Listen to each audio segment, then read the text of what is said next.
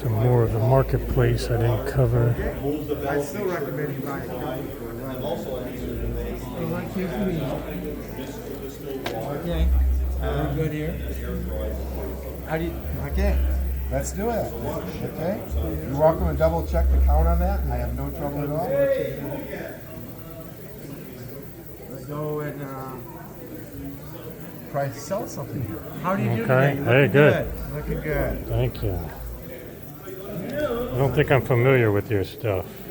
That would be wonderful. Okay, this would be 2 custom purchases.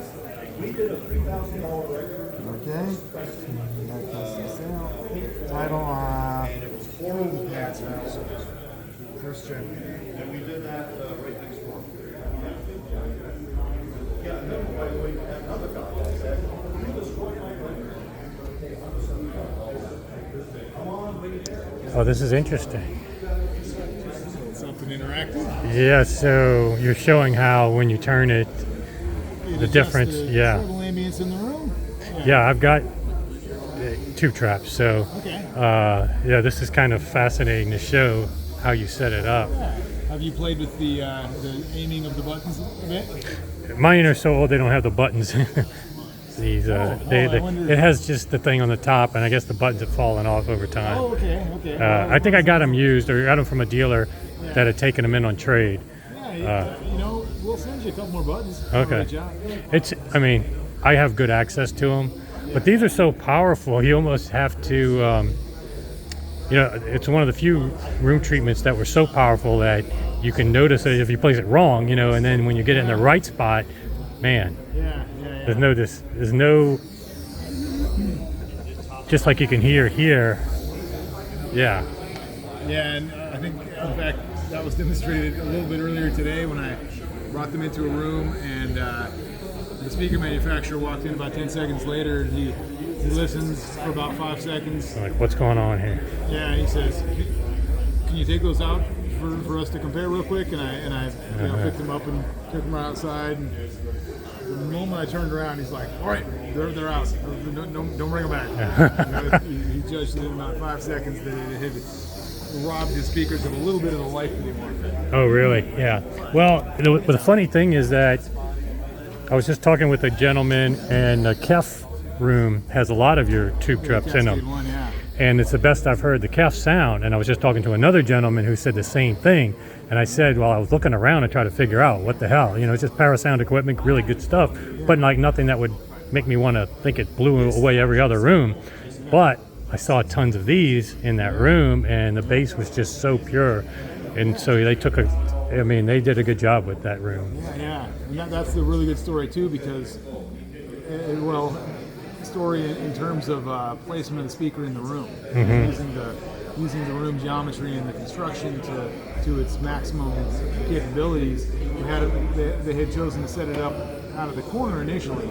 Oh, really? Which is often a good choice, but as it turned out, the corners were very asymmetric. This was solid wall construction. People don't think about that. Yeah. And so, not to mention what was going on further down the room, but it just was not loading the bass properly at all. So then they rotated it 45 degrees over so that the glass wall was behind the speakers, which is still usually not ideal, but at least they were loading symmetrically, and so they're summing properly. And I think there's a little bit of curtains there or something, but that's got the best bass I've heard at the show so far. Awesome, and I think, and I'm a big bass, that's a big thing I listen for. Yeah, and I think they were very tempted to resort to some rail subwoofers they had to supplement the system, which inherently nothing wrong with that, but everybody involved said, these blades should be pumping. And they are without it, yeah. In fact, I was kind of surprised, But so is this more of a trial and error? Do you have like a recommendation, like the first reflection point? Do you normally do the diffraction or the absorption? We would normally have the absorptive side or some portion of the absorptive side facing at the speaker, the first reflection point. Okay. There is actually a lot of rhyme and reason to how you point these and then what the final result will be. All right. In fact, a couple people already, including one of the guys working on that room, and he's a long-standing tube trap big fan, has a bunch of his own too. He said, you really need to give a better instruction manual as to how to use these buttons to best advantage and what to expect from different changes. Yeah. Well, trial and error is really the only way. You can't really outline it in a directions anyway.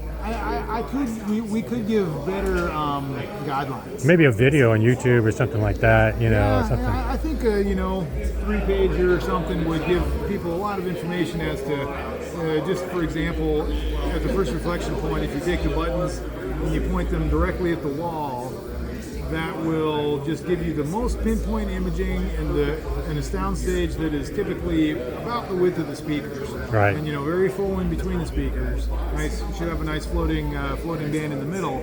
But then if you take those buttons and rotate them just a little bit more toward the listener, such that they're pointing maybe straight down the room, they're still going to catch the crosstalk reflection very effectively to allow stereo separation like you want it, but the sound that goes past the listener and bounces off the back wall and returns to the front of the room and splashes off of those diffusers that are now illuminated will provide extra height and width to the soundstage. Okay. So the speakers are allowed to, the whole presentation goes far beyond the width of the speakers.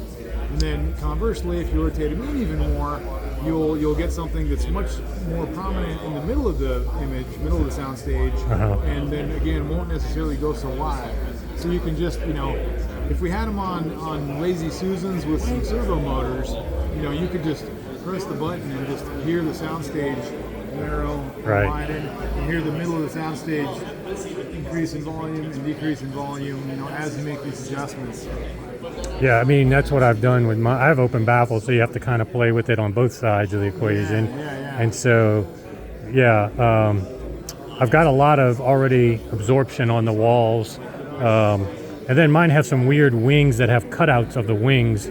It's not a true open baffle with one plane, it's got wings. Which one, what are they called? Well, they're called GR Research and Extremes, but they're similar to the ones that are up there, the Arian or something, that are upstairs that have wings. But mine are much deeper wings, and then on one side they have a cutout, so that the diffraction of the tweeter doesn't see the same thing on either side.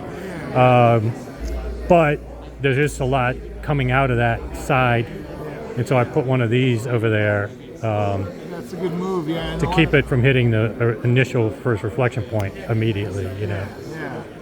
A lot of people like to place tube traps behind their dipoles with the fully absorptive side facing at the speaker. Right. And that'll do one thing for you. If you rotate it a full 180 so that the chrome button is pointing right at the speaker, then that has a tendency to add a lot of depth to the soundstage. Okay. It's a little more three-dimensional kind of thing going. Yeah. But it'll still soak up the bass and the lower mid-range to just keep things clear and articulate. Yeah, I'm going to play with it some more. I should get some more. What do you have for like ceiling treatments? How do y'all do the ceilings? What you put the half ones? Yeah, these half ones, a couple sitting right here.